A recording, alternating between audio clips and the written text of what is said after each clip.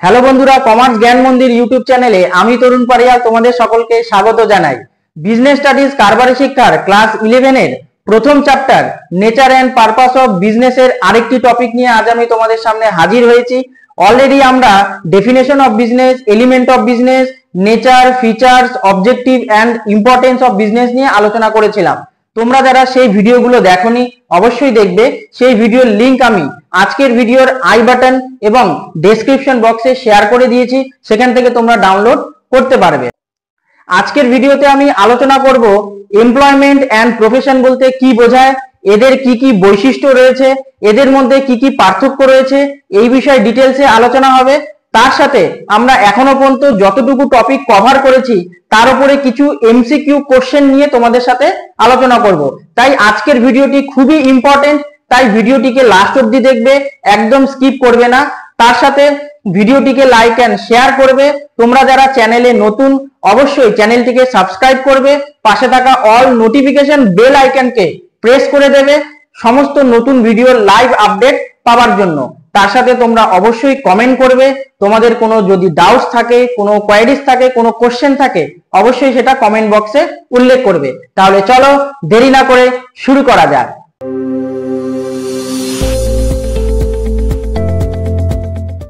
তো বন্ধুরা, শুরু করছি আজকের টপিক।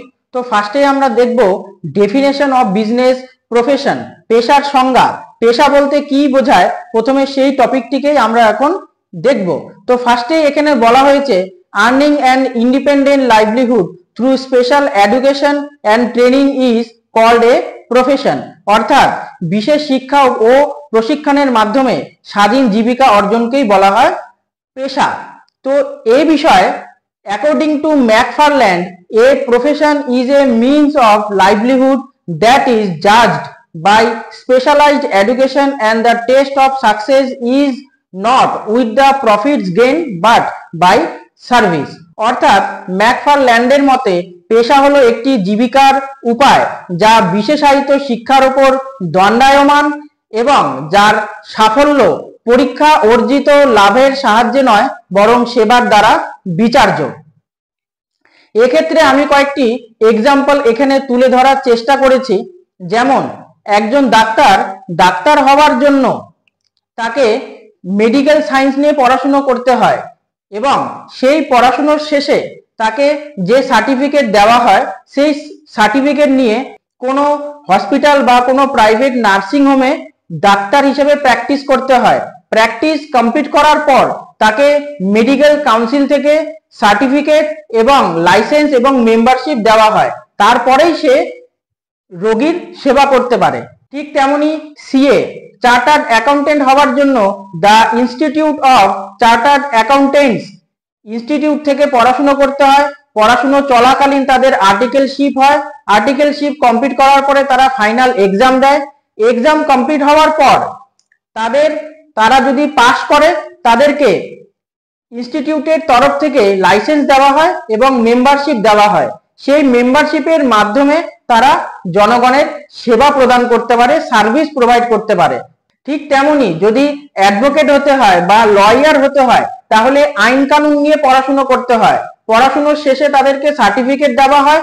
সেই সার্টিফিকেট নিয়ে তাদেরকে কোনো লয়ার বা কোনো সিনিয়র অ্যাডভোকেটের আন্ডারে আইন কানুন নিয়ে প্র্যাকটিস করতে হয়।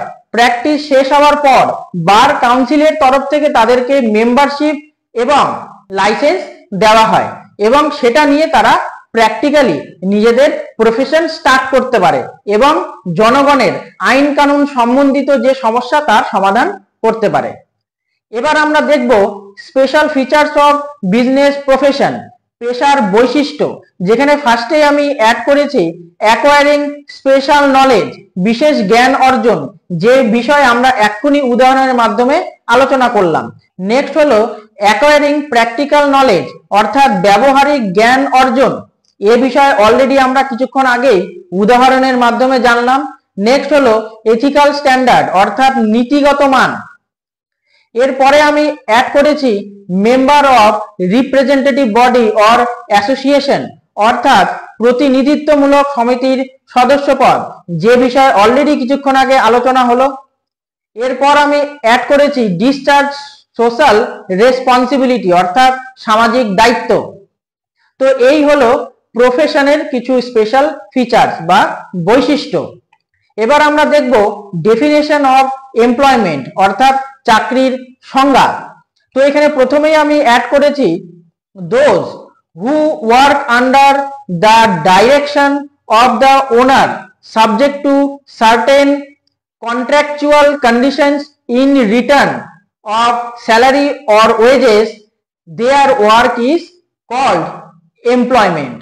অর্থাৎ বেতন বা মজুরির বিনিময়ে নির্দিষ্ট চুক্তির শর্ত সাপেক্ষে মালিকের নির্দেশে যারা কাজ করেন তাদের কাজকে চাকরি বলা হয়। আবার the person who work is called the employee and the person under whom the work is done is called the employer or owner. অর্থাৎ যে চাকরি করে তাকে চাকরিজীবী এবং যার অধীনে কাজ করা হয় তাকে নিয়োগকর্তা বা মালিক বলা হয়। এবার আমরা দেখব চাকরির কিছু স্পেশাল ফিচার্স বা বৈশিষ্ট্য।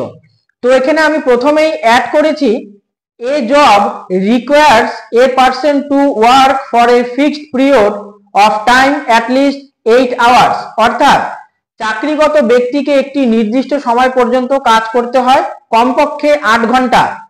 নাম্বার 2 তে দেওয়া হয়েছে in case of employment an employment contract is fixed between the employer and the job candidates. অর্থাৎ চাকরির ক্ষেত্রে নিয়োগকর্তা এবং চাকরি প্রার্থীর মধ্যে একটি কর্মসংস্থান চুক্তির স্থির করা হয়। নেক্সট আমি এখানে অ্যাড করেছি the employees is paid his remuneration at certain times. অর্থাৎ কর্মচারীকে নির্দিষ্ট সময়ে তার পারিশ্রমিক দেওয়া হয়। নাম্বার 4 হলো the employee has to retire at the end of specified period. অর্থাৎ নির্দিষ্ট মেয়াদ শেষে কর্মচারীকে অবসর নিতে হয়। নাম্বার 5 এ আমি এখানে অ্যাড করেছি government servants receive pension during retirement. অর্থাৎ সরকারি কর্মচারীরা অবসর গ্রহণের সময় পেনশন পান। এবার আমরা দেখব difference between business profession and employment, কারবার পেশা এবং চাকরির মধ্যে পার্থক্য। তো ফার্স্টে আমি এখানে অ্যাড করেছি মোড অফ স্ট্যাবলিশমেন্ট। বিজনেস করার জন্য কিছু লিগ্যাল ডকুমেন্টের প্রয়োজন হয়, ঠিক তেমনি প্রফেশনের জন্য সার্টিফিকেটের প্রয়োজন হয়, কোয়ালিফিকেশনের প্রয়োজন হয়। তার পাশাপাশি যে ইনস্টিটিউট বা যে সংস্থার আন্ডারে তিনি প্রফেশনাল কোর্স করছেন তো সেখান থেকে তার মেম্বারশিপের প্রয়োজন হয়। কিন্তু এমপ্লয়মেন্ট বা চাকরির জন্য প্রয়োজন হয় সার্ভিস এগ্রিমেন্টের এবং অ্যাপয়েন্টমেন্ট লেটার। এবার আমরা দেখব নেচার অফ ওয়ার্ক। তো প্রথমেই বিজনেসকে বলা হয় একটি ইকোনমিক অ্যাক্টিভিটিস যার মূল উদ্দেশ্যই হলো পণ্য বা সেবা প্রদান করা বা সরবরাহ করা। ঠিক তেমনি প্রফেশনের নেচার অফ ওয়ার্ক হলো প্রফেশনাল অ্যাসিস্ট্যান্ট। আর এমপ্লয়মেন্টের ক্ষেত্রে বলা হয় যে মালিক দ্বারা যে কার্য নির্ধারণ করে দেওয়া হয় সেই কার্য সম্পাদন করাই চাকরির মূল উদ্দেশ্য। এবার আমরা দেখব কোয়ালিফিকেশন।